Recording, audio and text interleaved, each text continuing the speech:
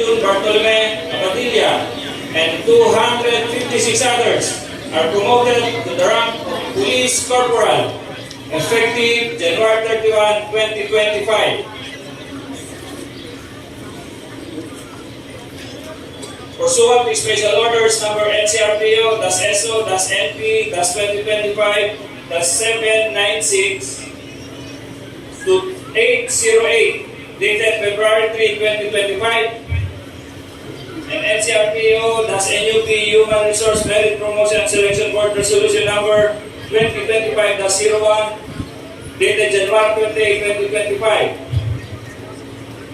NUP Anacorito, B. Castor, and 41 others are promoted to the next higher salary grade position in permanent status, and NUP Rapi T. Parle and 3 others are promoted to the next salary grade position in temporary status effective February 6, 2025.